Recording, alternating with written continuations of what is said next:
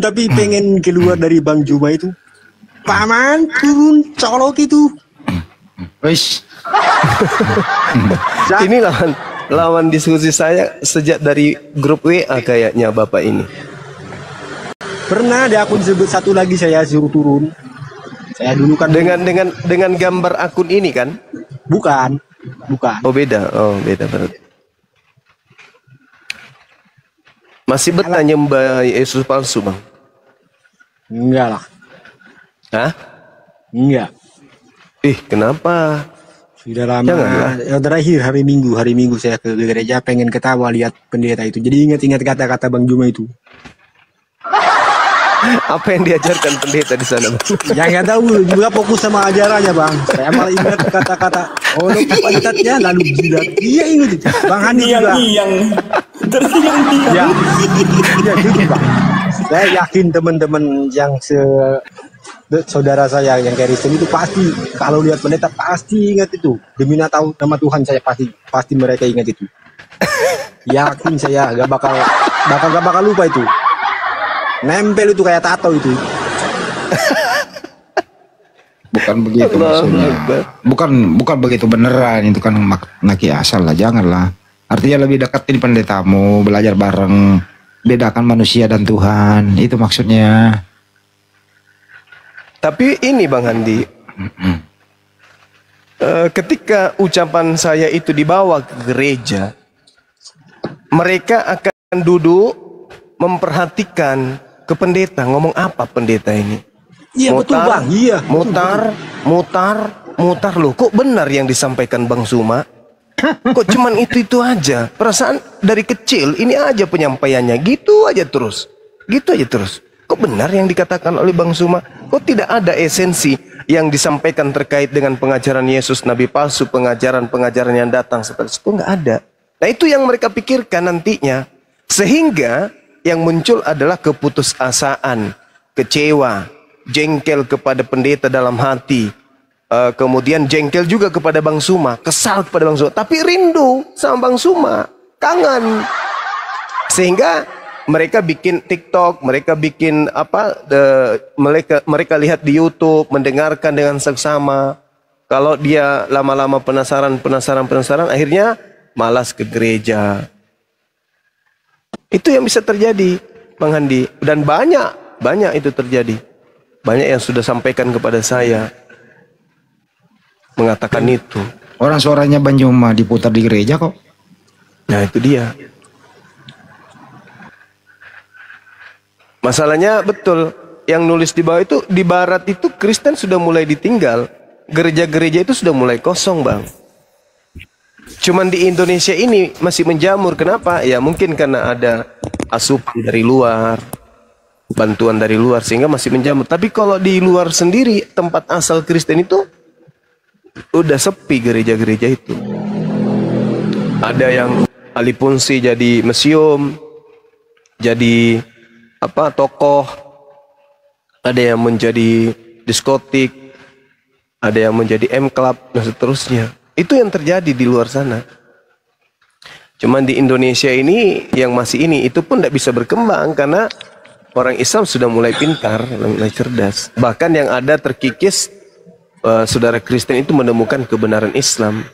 Kenapa jumlah Kristen bertambah? Karena adanya orang Cina yang masuk. Mereka memilih KTP Kristen karena kalau dia milih Islam tidak bisa makan babi lagi. Sementara itu adalah makanan kesukaan mereka. Dan mereka juga takut sunat. Sehingga kalau di Kristen tidak sunat dan di Kristen masih makan babi, akhirnya mereka memilih agama Kristen. Gitu. Yang saya aneh itu Pak Pendeta itu jarang menjelaskan tentang ayat-ayat yang tentang Allah Bapa gitu. Jarang disebut itu. Suka dilewat-lewat itu ayat-ayat yang tentang Yesus diperintah Bapa. Itu jarang disebutkan. Kebanyakan surat Paulus kan? Iya mungkin itu. Makanya saya belajar tanya-tanya, terus cari-cari di Google. Kalau saya gak ngerti, tanya di sini di forum, bukan di forum, di komal-komal. Ada nggak niat mau colok pendeta? Ya lucu aja kalau lihat itu. Mau ketawa takut dosa. Mau dicolok beneran takut digampar.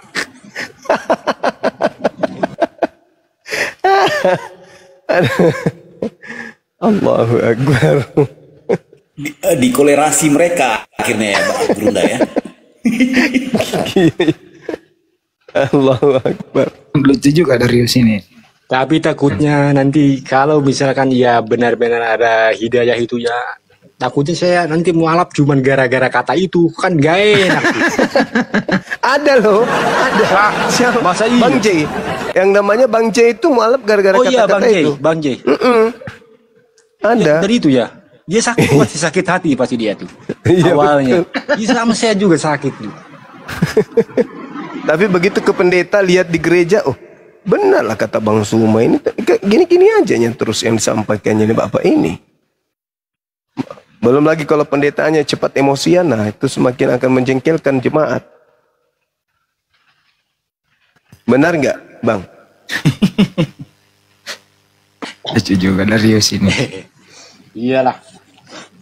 Darius orang mana, Bang? Di Medan, cuman kerja di Karawang, Bang. Oh, di Medan. Iya. Sekarang di Bekasi dia, Kerawang. Iya, dekat Bekasi itu dekat. Pabrik mana, Darius? Aku juga di Kerawang Barat ini. Di kawasan industri itu, Bang. Oh, M2000. Iya, yang ke dalam itu masuk. Ya udah, besok-besok kita ketemu ya. Ya, iya. Saya sopir truk, Bang. Oh, supir truk. Yang gede itu ya. Iya ya, yang bawa 6 roda, bawa barang keluar masuk.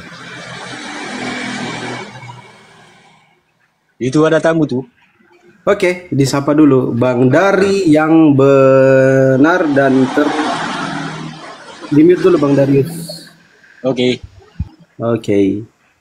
Bang Dari yang benar. Iya. Kan Muslim Bang. Kristen Kristen apa Bang? Kristen Protestan. Baik, silakan Bang. Enggak. Oke. Kristen salah sembah Bang. Betul? Oh, kenapa gitu Bang? Ya Kenapa udah, Kristen salah sembah? Silakan dijelaskan Bang. Silakan. Ya, saya mau dengar dulu narasi Anda Bang. Ya, lanjut. Iya. Narasi ini diawali dengan pernyataan Yesus yang berkata, waspadalah kepada penyesat yang datang kepadamu dengan memakai namaku dan berkata akulah Mesias. Apakah saudara percaya ucapan Yesus ini bahwa setelah Yesus pergi, muncul penyesat mengaku Yesus dan berkata dirinya sebagai Mesias? Apakah saudara percaya? Ya, percaya Bang. Banyak Mesias yang palsu yang disampaikan orang-orang lain Bang. Jadi ketika pendeta-pendeta itu pun menyampaikan itu, ya mereka itu menyampaikan Mesias yang asli gitu Bang. Jadi kita itu, jadi macam saya ini Bang ya. Jadi saya macam saya ini sebagai orang Kristen. Ya, yang disampaikan oleh pendeta itu ya benar. Ya mereka menyampaikan hal yang benar gitu. Karena begini, ketika dia menyampaikan hal yang tidak benar itu, ya kami tahu, wah ini pendeta nggak benar ini. Bukan, maksud saya gini, adanya oknum yang datang mengaku Yesus. Kan Yesus berkata dalam Lukas 21 nomor 8, waspadalah kepada penyesat yang datang kepadamu dengan memakai nama Yesus dan berkata akulah Yesus. Waktunya sudah dekat, jangan kamu percaya. Oh, Kalau ada mengatakan akulah Yesus itu udah kami bunuh itu Bang. Yang Akulah datang Yesus. kepada Paulus mengaku sebagai apa? Yang datang kepada Paulus, maksudnya datang Paulus gimana itu? Yang mendatangi Paulus ketika Paulus ada di jalan menuju ke Damsik itu mengaku siapa Bang? Ya itu Yesus Kristus Bang, melalui cahaya Bang. Melalui cahaya. Ini yang perlu kita uji. Ini yang perlu kita uji. Berarti sudah ada kandidat satu. Adanya makhluk yang datang mengaku Yesus kepada Paulus. Sekarang tinggal kita uji. Apakah itu Yesus asli atau itulah Yesus palsu? Bagaimana cara mengujinya? Sederhana. Yesus yang asli adalah manusia. Yesus yang datang kepada Paulus bukan manusia. Di mana Paulus mengaku yang datang kepadanya bukan manusia? Galatia 1 nomor 12. Aku menerima Injil bukan dari manusia, tapi dari pernyataan makhluk yang mengaku Kristus Yesus. Berarti udah terpenuhi kan? Penyesat itu bukan manusia. Yesus mengatakan dirinya manusia.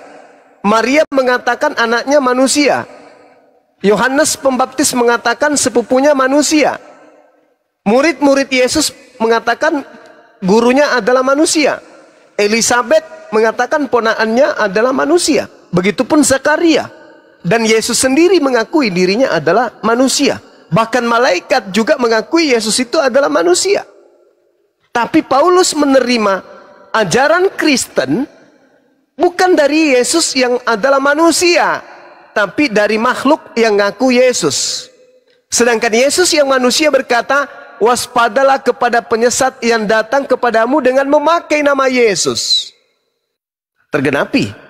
Ada oknum datang mengaku Yesus, datang kepada Paulus, dan kata Yesus dalam Matius 24 nomor 5, Mesias palsu, Yesus palsu akan menyesatkan banyak orang. Pengikut Paulus banyak nggak? Banyak, 2 miliar lebih. Tergenapi nggak? Tergenapi. Kalau Anda mengatakan itu bukan Yesus palsu, oke. Silakan Anda tunjukkan kepada saya mana Yesus palsu itu dan mana orang yang disesatkannya yang banyak itu. Silakan.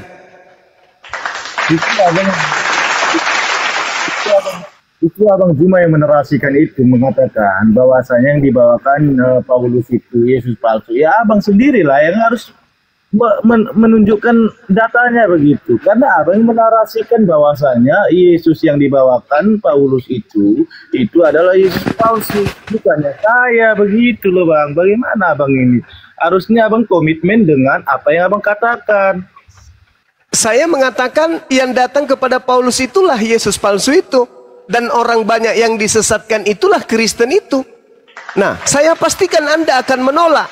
Ketika Anda menolak, maka tugas Anda menunjukkan. Kalau bukan kepada Paulus, lalu kepada siapa Yesus palsu itu menyatakan diri, dan apa dan mana pengikut-pengikutnya yang banyak itu, yang menurut Yesus.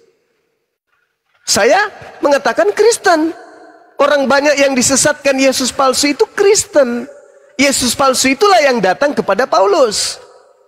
Itu saya yang mengatakannya. Kalau Anda menolak itu, tugas Anda menunjukkan penyesat mengaku Yesus itu kepada siapa dan siapa aja korbannya yang banyak itu. Ada? Silakan tunjukkan. Kalau saya tidak ragu sedikit pun.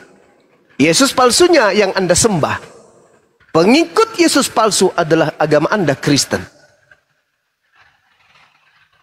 Karena Yesus yang asli mengaku, aku diutus hanya kepada domba yang hilang dari umat Israel. Anda bukan umat Israel. Yesus yang datang kepada Anda bukan Yesus yang untuk orang Israel. Tetapi Yesus yang datang kepada Anda adalah Yesus yang mengatakan, kepadaku telah diberikan kuasa baik di langit maupun di bumi. Sedangkan Yesus yang asli mengatakan, aku tidak dapat berbuat apa-apa dari diriku sendiri. Beda. Beda itu. Kepadaku. Silakan. Ketika Abang mengatakan hal seperti itu, Bang, Abang kecantol juga dengan ayat Al-Quran Abang. Nah, tertulis di surah Al-Mal nomor 91, aku diperintahkan Tuhan di negeri Mekah. Itu kan di situ ada kata Muhammad di situ. Nah, tak ada hubungannya. Tak ada hubungannya. Abang begitu. Kalau Abang bilang hanya diperintahkan untuk bangsa Israel, Bani Israel. Tidak ada hubungannya itu, Bang. Gitu loh Bang. Nggak ada hubungannya itu, saudara. Nggak ada hubungannya. Ini kita berbicara mengenai pernyataan Yesusnya. Tak ada hubungannya dengan itu. Yesus berkata, akan datang Yesus palsu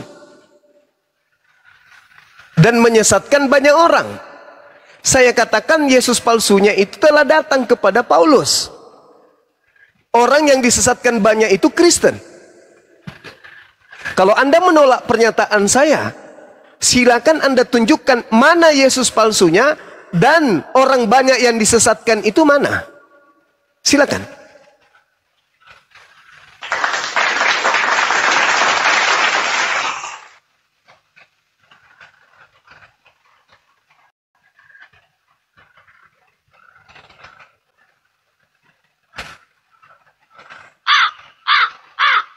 Ulangnya ada.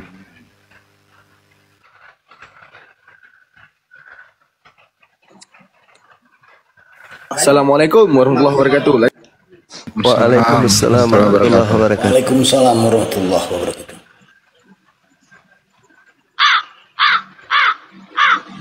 Anak pingsan ini anak ini. Halo, sebelum saya keluar, saya mau bertanya satu kali lagi ya. Boleh, silakan. Ya. Jelaskan itu, abang kan paham Bible itu. Jelaskan tentang Barnabas, Injil Barnabas. Iya. Jadi kalau kita berbicara mengenai Injil Barnabas, saya rasa kita akan melakukan pendekatan terhadap pengajaran yang muncul di Bible itu sendiri. Siapa yang kemudian memanggil Paulus untuk datang ke Antioquia?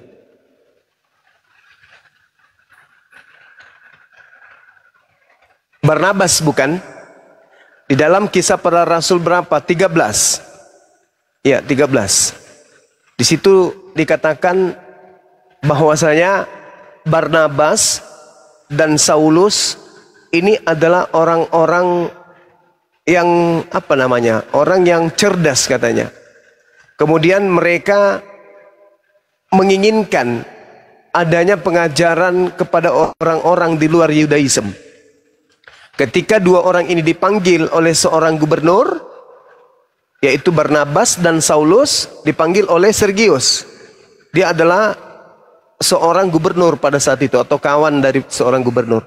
Nah, Barnabas ini mengajarkan tentang apa? Tentang Yesus, ajaran Yesus, dan murid-murid Yesus. Itu jelas tuh. Sekarang permasalahannya, Paulus ini adalah orang yang dipanggil oleh Barnabas. Kenapa tulisan Barnabasnya tidak dipakai?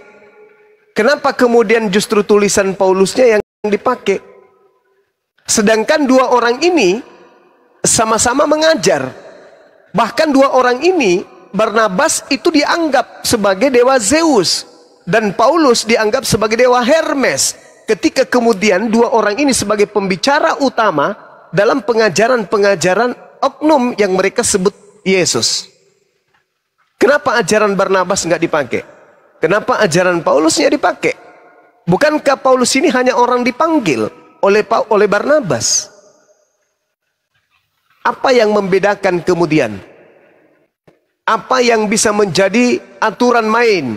Dan siapa yang menjadi penentu bahwa Injil Barnabas itu tidak valid, dan yang valid itu adalah Injil yang diberitakan oleh Paulus? Siapa tim penilai?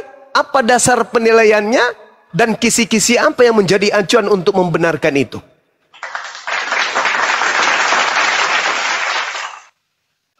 Kira-kira Itu dari tahun penulisannya begitu, Bang. tahun penulisan. Ya, betul. Oke. Barnabas itu menurut saudara dituliskan kapan? Kalau Injil Barnabas itu dia ditulis 600 tahun setelah kematian Yesus. Kata Kalau siapa? Injil sinoptik itu dia ditulis 30 sampai 40 tahun setelah kematian Yesus begitu. Jadi data yang lebih valid itu ya naskah yang ditulis lebih dekat waktunya setelah kematian Yesus begitu. Nah sekarang begini Bang, Barnabas ketika bersama dengan Paulus itu materi pengajarannya apa? Kalau itu saya kurang paham, mungkin. Nah itu dia pendeta pertanyaannya mungkin itu yang di paham situ. gitu. Itu dia yang perlu menjadi perhatian. Karena yang disoroti di dalam catatan-catatan Lukas itu dua oknum, yaitu Barnabas dan juga adalah Paulus. Permasalahannya sekarang adalah Barnabas yang adalah sekutu Paulus dalam mengajarkan tentang Injil, rujukan daripada Barnabas itu apa kepada orang-orang yang ada di Antioquia sana? Karena dia ini adalah pemberita Injil abad pertama. Sedangkan Lukas, Markus, Matius adalah penulis-penulis yang muncul kemudian belakangan, di mana manuskrip yang mereka yang ditemukan oleh bapak-bapak gereja itu kodeks yang ada di abad keempat.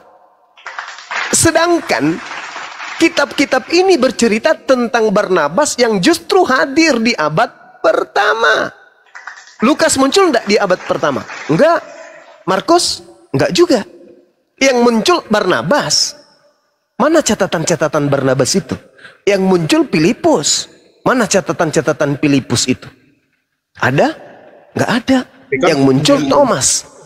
Injil Sinoptik itu kan sudah selaras begitu. Memang Markus dan Lukas itu memang tidak saksi langsung menjadi saksi langsung oleh kehidupannya Yesus Kristus selama di dunia, tapi mereka itu seperti Markus itu kan dia teman dekatnya Rasul Petrus. Rasul Petrus kan saksi langsung melihat kehidupan Yesus, bahkan penyaliban dan kebangkitannya. Kalau Lukas kan seorang tabib dan dia seorang rekan apa dibilangnya, teman dekat lah gitu, bisa dibilang CS-nya lah gitu, CS-nya Paulus begitu. Jadi apa yang diajarkan oleh tulisan-tulisannya Paulus itu selaras dengan Injil Sinoptik itu, karena kan dalam hukum Yahudi itu kan ini semua para rasul kan Judaism, lahir dari Judaism Yahudi. Jadi dalam hukum Yahudi itu syarat untuk suatu kebenaran yang absolut itu ya minimal 2 orang saksi mata, seperti Injil Matius dan Yohanes. Matius dan Yohanes kan memang rasulnya Yesus Kristus langsung, melihat kehidupan Yesus langsung selama di kehidupannya sampai kebangkitannya, begitu Bang Juma. Begini saudara, yang saya tahu nih sebagai orang yang belajar ya, ketika ada kemudian silang pendapat antara Paulus dengan Barnabas, itu adalah bukti bahwa Barnabas ini memiliki kemudian karakteristik pengajaran Injil pada masa itu yang bertentangan dengan karakter pengajaran Paulus, sehingga mereka terpecah. Maka tidaklah kemudian tanpa alasan dekret dari Paus Innocent dan juga Gelasius beserta dengan gereja-gereja barat di abad keempat itu menolak Injil Barnabas. Bukan tanpa alasan. Mereka bahkan mengutuk. Apa sebabnya? Ya, banyak hal yang mungkin bisa kita urai. Pertama, kemungkinan Barnabas jujur menceritakan tentang keadaan yang sesungguhnya terkait dengan Yesus yang berkeluarga atau berumah tangga.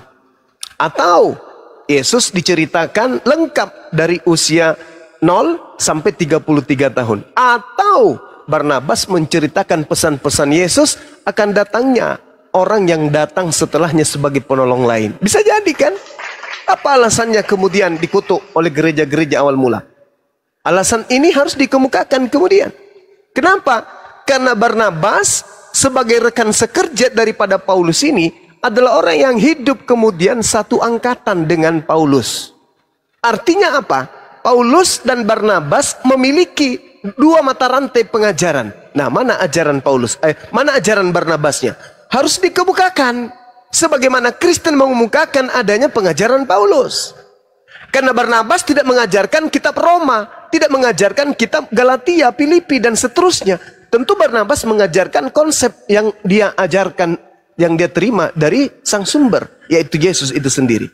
Pertanyaannya sekarang, kenapa bapak-bapak gereja, utamanya gereja-gereja barat ini, itu menolak Injil Barnabas, bahkan dilarang kemudian. Mereka membuat keputusan untuk mengutuk Injil tersebut. Ada apa dengan itu semua? Ini pertanyaan.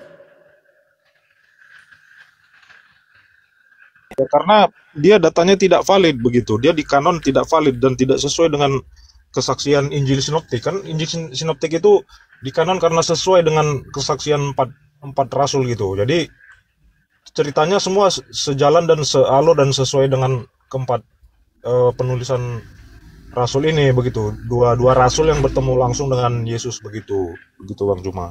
Nah, kalau untuk yang mengenai perjumpaan Paulus dengan Tuhan Yesus yang berupa cahaya, di kisah para rasul kan sudah dijelaskan oleh Lukas, rekan temannya Paulus, di kisah para rasul 22 ayat 6 sampai 11. Dia kan sudah menjelaskan karena dia di situ memang bersama Paulus dan yang lainnya mendengarkan suara itu begitu. Tapi waktu di perjalanan mereka melihat cahaya, Paulus melihat cahaya, memang mereka agak samar mendengar suara itu. Kan di ayat selanjutnya itu kan banyak yang melihat itu cahaya itu, tapi tidak mendengar secara jelas suara cahaya itu omongannya seperti apa. Tapi kan karena Tuhan memilih Paulus, jadi kejadian itu memang diususkan bagi dia begitu. Jadi yang melihat cahaya dan memang betul-betul mendengar suara itu dengan jelas ya memang Rasul Paulus begitu, karena kan dia dipilih Tuhan begitu. Dan itu dipertegas di kisah para rasul 22 ayat 6 sampai 11. Ayat 7 itu ya. Maka rebalah aku ke tanah dan aku mendengar suatu suara yang berkata kepadaku, Saulus, Saulus, mengapa engkau menganiaya aku, dan seterusnya. Kisah para rasul ini kan tulisannya Lukas begitu. Jadi ini ada dua kesaksian. Jadi menurut hukum Yahudi, dua saksi itu sudah dianggap kebenaran mutlak begitu, absolut begitu kebenarannya begitu, Bang Juma. Jadi gini, Bung. Itu pemahaman saudara terhadap pandangan saudara akan adanya Injil Barnabas atau kabar gembira yang kemudian dituliskan oleh Barnabas. Tapi ada hal penting yang perlu Anda pahami di sini. Kenapa Injil Barnabas itu ditolak? Anda mengatakan karena tidak sesuai. Tidak sesuai dengan apa? Tidak sesuai dengan pesanan. Pesanan apa? Pesanan Roma dan Yunani yang kemudian menginginkan, melanggengkan ajaran penyembahan terhadap dewa-dewa mereka. Nah, pernahkah dikemukakan adanya penelitian yang kemudian menghitung baik dengan materi karbon yang ditemukan berkaitan dengan adanya Injil Barnabas? Pernah. Dan jelas diuraikan kemudian bahwa karbon ini berusia kurang lebih 1500 tahun. Itu pernah. Artinya bahwa ketika hal ini dikatakan 1500 tahun kurang lebih, artinya ada indikasi kebenaran yang bisa dijadikan sebagai acuan, tapi ditolak. Sedangkan menurut tradisi gereja, kitab Markus dituliskan di tahun 64 sampai tahun 67. Lalu kemudian Matius tahun 66. Petrus 65. Bahkan ada yang mengatakan Petrus itu ditulis tahun 81 sampai 96. Yohanes antara tahun 40 sampai 140. Lukas tahun 62. Lalu kemudian kitab Wahyu antara tahun 90 sampai tahun 100 dan seterusnya. Sedangkan penulis-penulis kitab tersebut itu tidak pernah sedikit pun tersentuh sebagai penulis di dalam kajian pengajaran penginjilan Yesus kepada orang-orang yang ada di zamannya. Contoh, Lukas tidak pernah. Markus tak pernah. Paulus tak pernah. Matius, bagaimana dengan Matius? Itu indikasinya ada di Matius 9 nomor 9.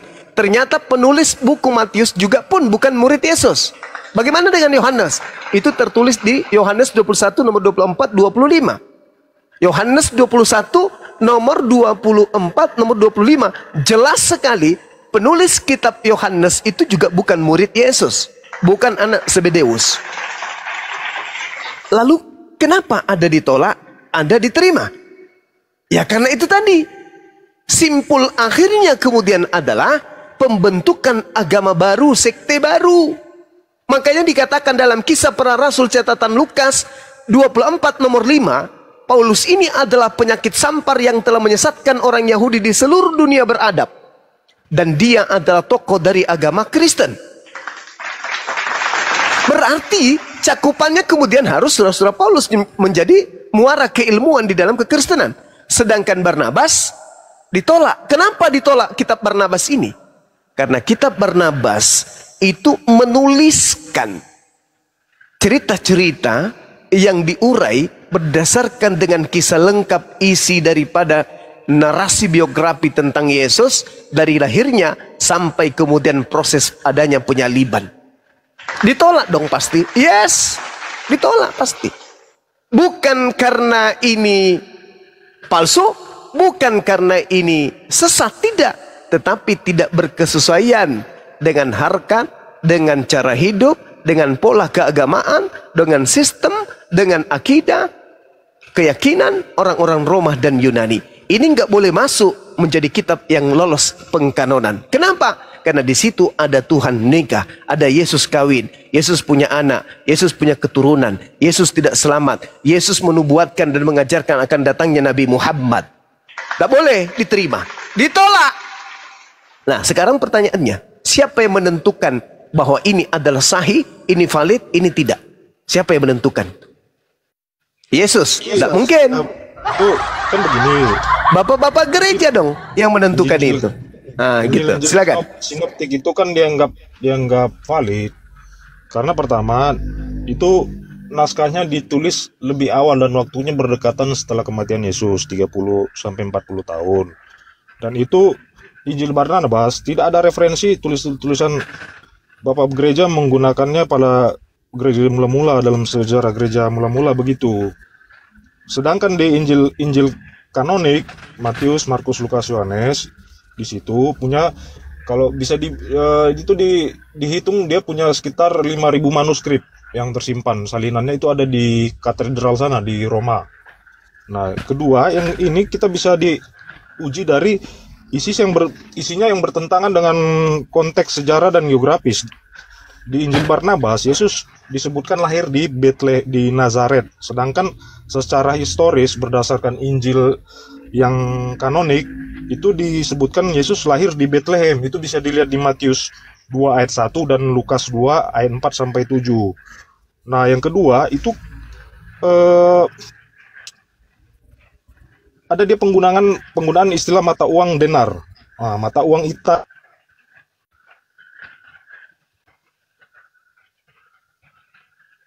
pada abad di Timur Tengah begitu.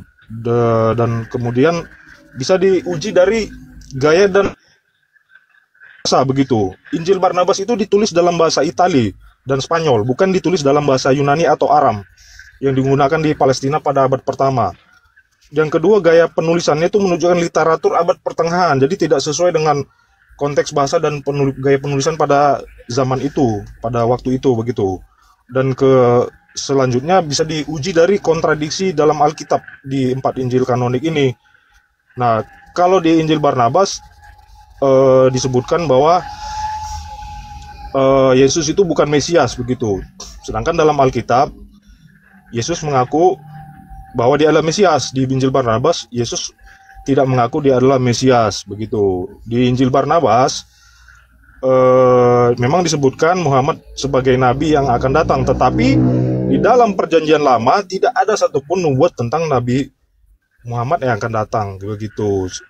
Bisa dilihat dari Injil Yohanes 14 ayat 16 begitu. Itu yang bisa kita melihatnya sebagai Roh Kudus yang dijanjikan oleh Tuhan Yesus kepada manusia. Nah, dan berikutnya bisa ditinjau dan dikaji dari penolakan dari gereja, bapak-bapak gereja dan gereja-gereja mula-mula, gereja Katolik Ortodok begitu. Jadi itu ditinjaunya karena kurangnya manuskrip. Jadi manuskripnya itu tidak lengkap, jadi tidak valid begitu. Dan istilahnya bertentangan dengan Injil-Injil yang sudah dikanon dari 4 Injil sinoptik ini yang sudah dikanon gitu. Jadi dari kita jika ditinjau dari ilmiah begitu, dari para ilmuwan dan sejarawan, baik dari sumber kekristenan dan di luar dari sumber di luar sumber kekristenan itu menyebutkan bahwa Injil Barnabas kesimpulannya itu tidak valid karena tidak ada bukti historis dari era gereja pertama mula-mula, karena tidak ada referensi dari bapak-bapak gereja. Kedua, itu terdapat inkonsistensi. Jadi tidak sejalan dan tidak konsisten mengenai fakta-fakta sejarah, geografis dan budaya pada zaman itu, karena dari gaya penulisannya yang menuliskan menggunakan gaya bahasa Itali dan Spanyol begitu. Ketiga, ini bisa diindikasi karena ada pengaruh tulisan dari kaum Gnostik. Kaum Gnostik ini mengaku bahwa Yesus itu bukan Tuhan. Jadi ada sedikit pengaruh di situ yang dimana diindikasi untuk bisa dibilang ya untuk meng-create sebuah keyakinan baru, ya bisa dibilang agama Islam lah begitu. Dan berikutnya, konteks penulisan itu tadi, bahasa dan gaya penulisan di abad pertengahan tidak sesuai dan tidak sejalan jika dikaji dari sisi konteks historis pada zaman itu begitu. Jadi begitu makanya tidak dianggap valid dan dianggap sebagai apokrifa karena dari waktu penulisannya begitu, Bang Juma. Waktu penulisannya itu dia jauh setelah kematian Yesus, 600 tahun setelah kematian Yesus baru muncul Injil itu, begitu Bang Juma. Oke. Saya mau tanya pada saudara nih. Anda tahu tidak yang menurunkan jenazah Yesus, oknum yang dianggap Yesus dari salib?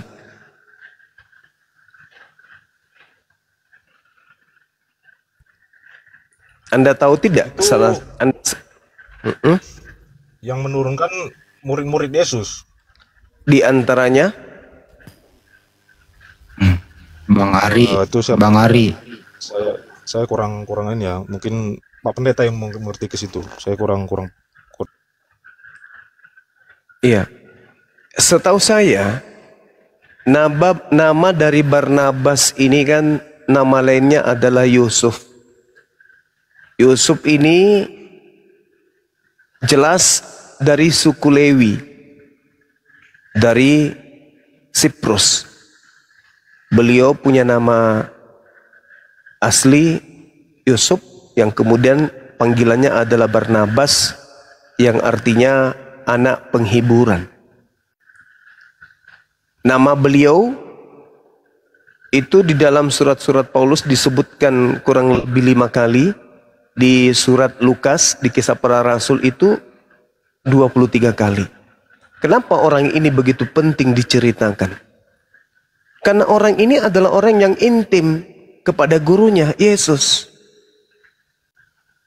Jadi Yusuf ini kemudian, kalau dia betul yang menurunkan mayat Yesus dari tiang, maka benarlah kenapa orang Roma menolak catatan-catatannya. Karena Barnabas menunjukkan keadaan yang sesungguhnya terhadap gurunya, karena dia adalah pelaku. Dia berada di TKP. Itu yang pertama. Kedua, kalau kita melihat surat Paulus nih, di dalam Galatia 2 misalnya. Di situ kemudian Paulus sendiri yang mengatakan bahwa Barnabas berada di sana bersama dengan siapa?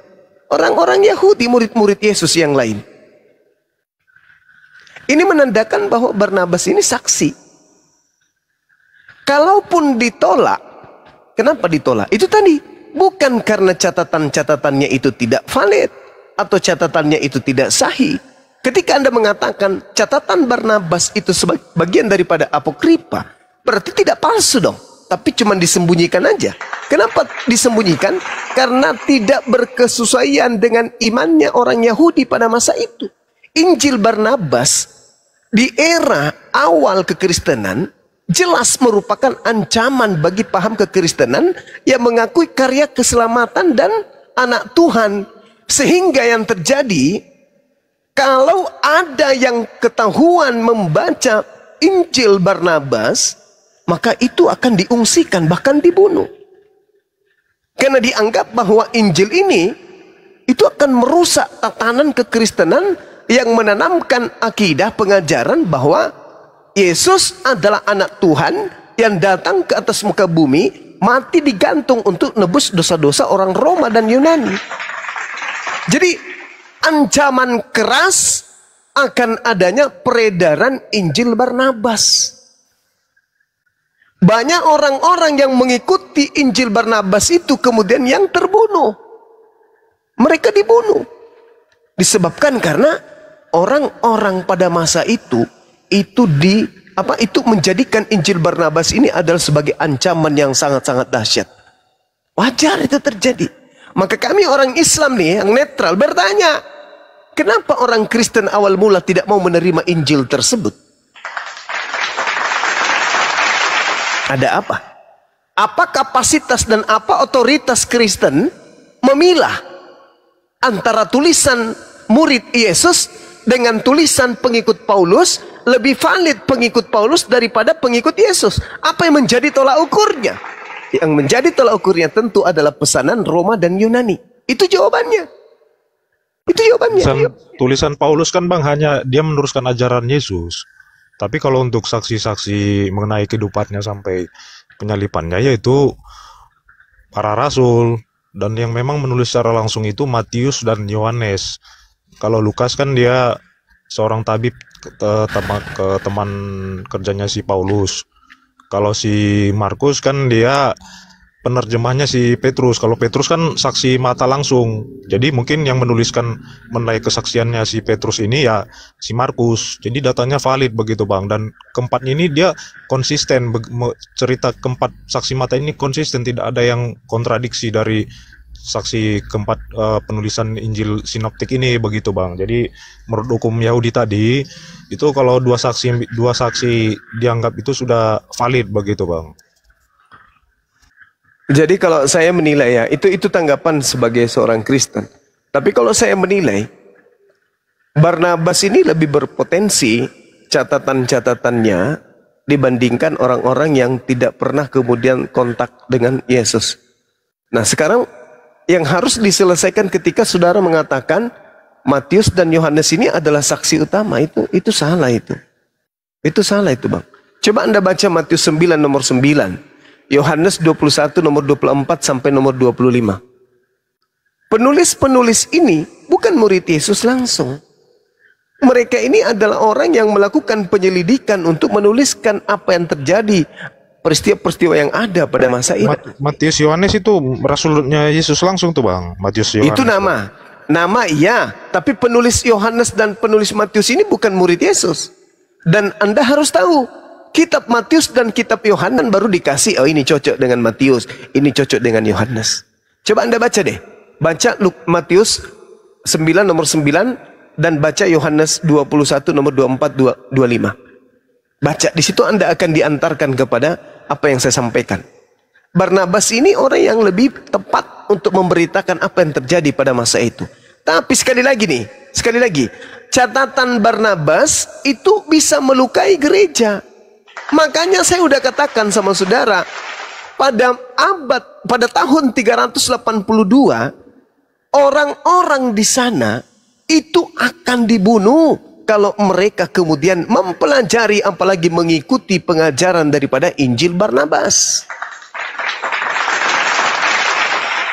Itu yang terjadi.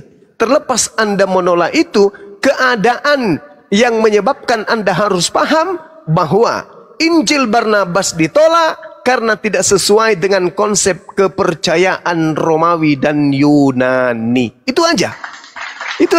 Tapi kalau dari aspek pengajaran lebih sahih, lebih valid, karena Barnabas adalah saksi hidup. Dia murid. Kenapa Paulus diterima? Kenapa Barnabas tidak diterima? Ya itu tadi. Karena Paulus sendiri mengaku, aku diutus kepada orang-orang yang tidak bersunat. Makanya mereka ketika di Antioquia terjadi perpecahan antara Paulus dan Barnabas. Paulus melihat ini, Paulus semakin hari semakin aneh. Yesus yang tadinya diajarkan kemudian untuk bersunat, dia malah melarang orang bersunat. Yesus yang mengajarkan untuk bersabat, dia justru larinya ke hari Minggu. Oh, dia lebih berat kepada orang Roma dan Yunani.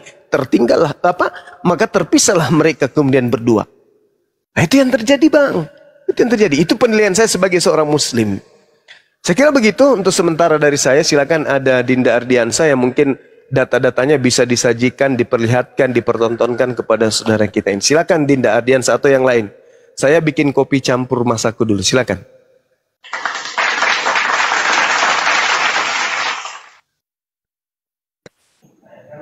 Boleh izin masuk? Izin dulu, Bang Ardi monitor, Bang Ardiansa. Jangan tidur kau Bang Ardi. Bang Ardi, panggilan kedua. Oke, silakan Bang Daman. Bang Ganda ini Kristen ya, Ganda Situmeang. Buka mic-nya coba. Bang Ganda, tadi katanya Kristen. Kalau kita meninjau dari penjabaran Al-Quran, kalau kita meninjau daripada penjabaran Al-Quran, dijabarkan itu di dalam Al-Maryam ayat 39 kalau nggak salah. Ketika dikatakan fakhtalafal ahzab min bainihim, berselisih pahamlah golongan-golongan daripada mereka itu. Sekarang seperti ini. Al-Quran mengenon manusia melalui di dalam Al-Baqarah dikatakan am taquluna anna Ibrahim wa Ismaila wa Ishaqa wa Yaquba wal asbata qanu hudan aw nasara qul afata'lamuna amillah.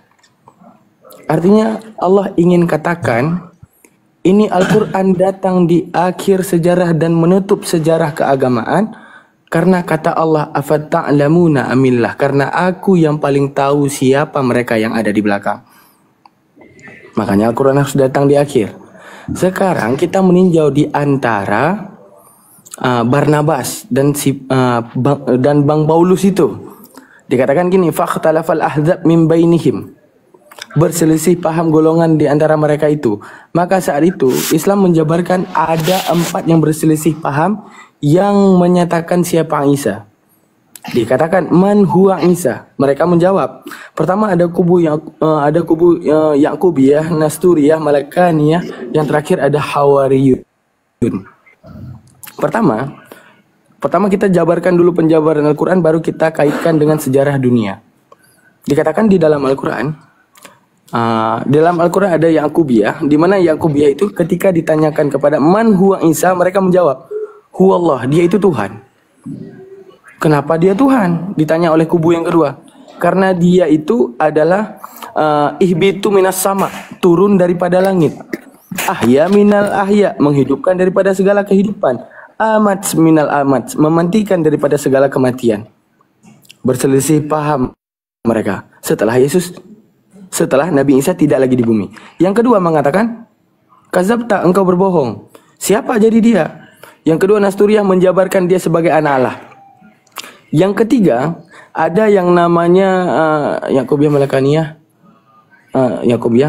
ada Mulkiyah. Mulkiyah menjabarkan dengan pemahaman Triteos, di mana awal-awal mula-mulanya, di mana pertama Bunda Maria itu dan Nabi Isa juga disembahkan. Kita masuk ke sejarah dunia, di mana di dalam sejarah dunia sebelum pada masa konsili masih terpandanglah Bunda Maria itu mula-mula sebelum konsili 431 di Konstantinopel, itu masih terpandangnya bahwa Bunda Maria sebagai sesembahan. Di dalam konsili justru Bunda Maria pemahaman Mom of God diganti menjadi Mom of Christ. Saat itu diganti. Nah, kita masuk ke Injil Barnabas. Sekarang kita melihat, bukankah ini Barnabas ini adalah hidup juga pada masa Yesus ya? Nah, sekarang gini, ini di antara semua yang menyaksikan Yesus, kenapa berselisih paham? Sehingga ada ajaran-ajaran yang berbeda. Makanya si Barnabas ini mencatatkan sesuatu di dalam pandangannya tentang siapa Yesus. Makanya banyaknya di dalam Islam, di dalam Injil Barnabas itu yang menyebutkan dia hanya utusan Tuhan. Sama seperti awal mula-mulanya ajaran di tempat kelahiran Yesus sendiri. Sekarang di tempat kelahiran Yesus sendiri, coba kita perhatikan, di antara Israel ataupun Palestina Kenapa di tempat dia lahir, di tempat dia disalib, yang dikatakan disalib itu, justru agama itu tidak berkembang. Untuk menunjukkan ada pandangan yang diciptakan oleh manusia terhadap dirinya, sehingga itu ditolakkan bahkan di kampung halamannya sendiri. Bahkan faktanya sampai sekarang. Kita melihat Israel, nyembah apa mereka? Yahudi. Kita lihat di Palestina, nyembah apa mereka? Ada yang nyembah Yesus. Untuk menunjukkan apa? Ajarannya berkembang di tempat Yesus dilahirkan, di tempat Yesus dikatakan mati, justru bukan Kristen. Untuk menunjukkan apa? Ada pandangan berbeda. Makanya Barnabas mencatatkan kitab-kitab yang menyebutkan inilah ajaran mula-mula Yesus. Begini bang, Seperti itu kalau dari pengkanonan itu kan disesuaikan dengan beberapa Injil yang memang dia sejalan, ceritanya konsisten dan sama, isinya sama begitu. Nah, kalau di Injil-Injil yang lain, kenapa tidak valid? Karena tidak ada Injil yang sama, bang. Seperti Injil Barnabas, ada nggak Injil yang sama isinya dengan Injil Barnabas? Nggak ada kan, bang? Jadi itu di kanon berdasarkan memang dari konsistennya, dari isi penulisan itu begitu. Jadi dianggap valid dan dimasukkan ke dalam kanon sebagai Injil kanonik ya, karena boleh saya bertanya kepada Bapak begitu. dikit aja. Iya. Bapak percaya nggak kalau mulainya ditulisnya Injil itu 400 tahun setelah? Itu ditulis 600 Percaya tahun nggak, Pak? malah Percaya? setelah kematian Yesus. Injil Barnabas itu ditulis 600 tahun setelah kematian Yesus, dan itu ditulis dalam bahasa Italia dan Spanyol begitu. Ya udah, kodeks tertuanya itu apa namanya itu? Tertulisnya 400 tahun baru dicatatkan kan? Kalau untuk manuskripnya yang asli itu ada di Roma sana, di katedral sana. Di apa? Ya udah, tapi tidak ada yang manuskrip abad pertama kan? Bila ada manuskripnya ada di Katolik tidak Roma, ada yang ditulis pada abad pertama. Gimana? Tanya Pak, secara logika tuh gini, 400 tahun setelah Yesus tiada, baru kemudian ditemukannya kodeks yang paling tertua. Sekarang misalnya saya suruh ceritakan kepada Bapak coba ceritakan Wak Leman yang hidup 400 tahun yang lalu. Bisa salah nggak? Ataupun tepat sekali gitu. Menurut Bapak nih, saya suruh ceritakan Wak Leman yang ada di 400 tahun sebelumnya. Bisa nggak Bapak ceritain secara konkret tentang siapa dia? Karena kan penulisan itu butuh beberapa proses, begitu melewati beberapa bisa dibilang tantangan lah gitu. Makanya dibutuhkan sekitar, karena di zaman itu sekitar 1000 tahun, 1500 tahun yang lalu itu kan teknologi belum memadai. Jadi mungkin masih menggunakan mereka itu untuk menyelamatkan isinya itu yang mungkin ada salinan beberapa kali. Tapi kalau untuk lebih spesifiknya itu saya bukan kapasitas saya ke situ begitu. Anggaplah seperti ini. Bapak anggaplah seperti ini. Saya menceritakan moyangnya Bapak. Kita anggaplah nama moyangnya Bapak itu, ataupun dari kakek Bapak itu punya kakek lagi, punya kakek, 6 kakek saya ceritakan. Tahu nggak Bang? Kakek Abang itu sebenarnya dulunya tahu nggak apa dia? Germo. Dia tugasnya jual-jual PSK. Benar nggak kata-kata saya kira-kira? Sekarang begini Bang, untuk mendukung kesaksian Abang, ada nggak yang kesaksian Abang itu sama dengan, maksudnya ya sama dengan kesaksian Abang begitu? Ya, untuk menunjukkan sama seperti itu saat Anda ingin mengkritisi kitab Anda. Ketika itu ditulis 400 tahun Bang, 400 tahun itu jauh banget itu. Kemudian berpendapat orang yang ada di belakang 400 tahun. Sama seperti sekarang Anda mengkritik saya ketika saya menjabarkan tentang opung Anda. Kenapa opung Anda bisa Anda kritisi, tapi kepada penulisannya 30 tahun. Tidak ada 400 tahun, keluarkan kepada saya manusia. Ya itu manuskripnya ada di Katolik Roma sana. Dia 30 sampai 40 tahun. Abang bisa dilihat di National Geographic itu tahun berapa manuskrip itu ditemukan begitu. Nggak soal berbicara, tinggal ngomong bang. Saya juga bisa data tentang apa namanya itu opung-opung Anda dulu adalah germo yang ngejual PSK. Ada itu, ada di mana ya? Di perpustakaan dekat Bekasi sana ada bang.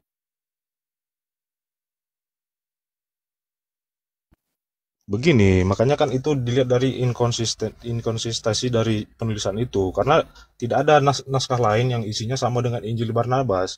Cuman Injil Barnabas saja yang ceritanya beda gitu dengan yang lain, jadi tidak dianggap tidak valid, dan itu Untuk penulisannya 600 menunjukkan tahun. bang sebenarnya,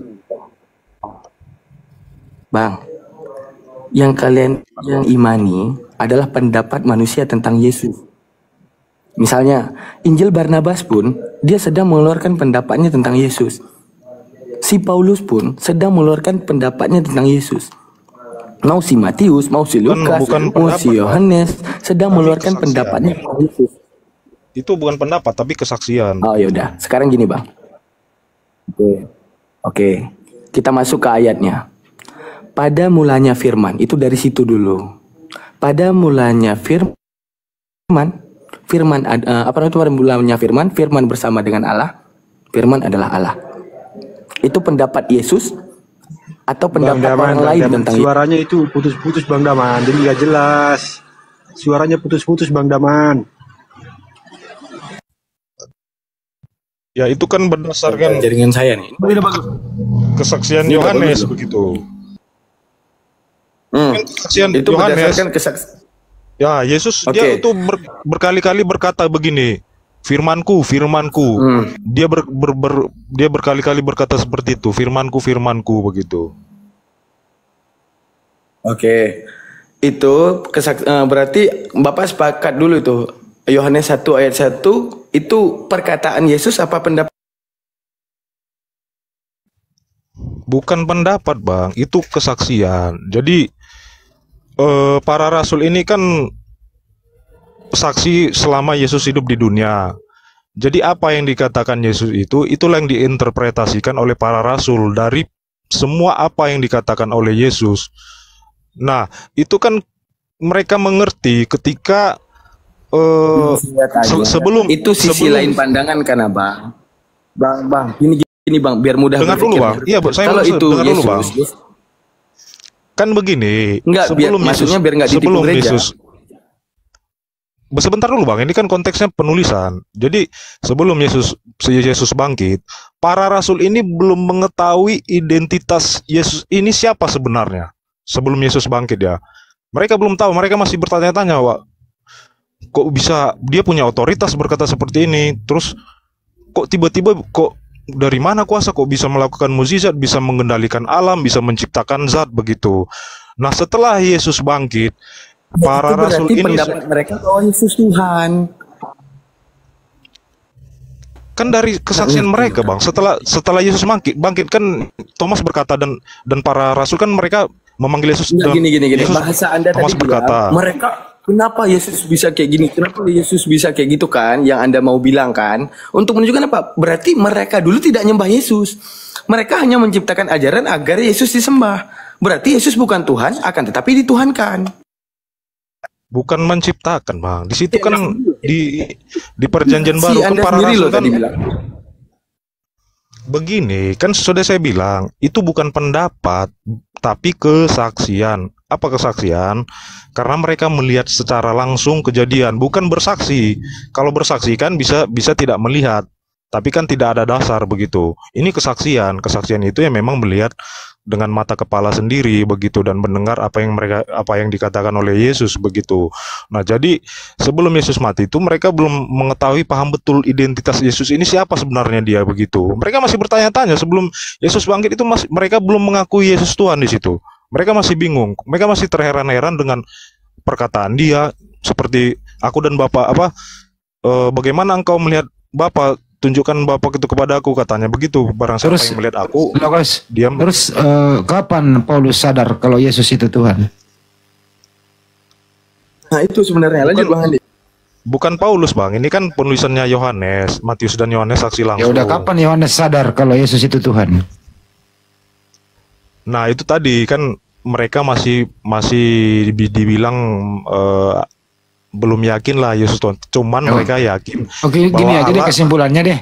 Waktu mereka ngopi bareng, contohnya makan bareng, ngobrol bareng, apakah mereka ini tahu kalau Yesus Tuhan? mereka meyakini bahwa Yesus adalah Mesias yang dijanjikan dan Saya nggak ada nanya misi, itu. Saya nggak nanya ada itu. misi dari Allah begitu. Ini loh bro, karena jangan muter lah. Bentar ya Bang Jibril. Kan Anda mengatakan Yesus Tuhan nih. Yesus itu punya Ya. keluarga. Ada bapaknya, ada Pak Yusuf, ada adik-adiknya, ada murid-muridnya. Oke lah, keluarga inti lah Ya, bersama murid. Mereka sadar nggak waktu itu kalau Yesus adalah Tuhan? sebelum Yesus bangkit, mereka belum sadar, tapi Oke. mereka sudah, maksudnya begini, mereka masih berpikir-pikir, wah, kok ada manusia berani ngomong seperti ini? Oke, udah begitu. cukup. Berarti nggak begitu. tahu ya, belum sadar. Nah, pertanyaan kedua Bukan nih. belum sadar. Bukan Ya belum udah, sadar. pertanyaan kedua Mereka- udah. Ya, Saya ya, cepet oke, nih oke. orangnya nih. Ada Pak Yusuf, ada Bunda Maria, ada adik-adiknya Yusuf, ada murid-muridnya. Mereka ini keluarga inti ini gitu. Tuhannya siapa waktu itu? Yang siapa? Bunda Maria, Pak Yusuf. Bunda Maria. Ntar dulu saya sebutin Allah- dulu. Bunda Maria, Pak Yusuf, adiknya Yesus, murid-muridnya Yesus. Mereka ini menyembah siapa? Allah Bapa. Bukan Yesus. Belum. Belum. Jadi Yesus ini Tuhan baru toh. Begini, kan tadi saya bilang, Kok jadi begini lagi? Maria menganggap Yesus Tuhan setelah dia bangkit.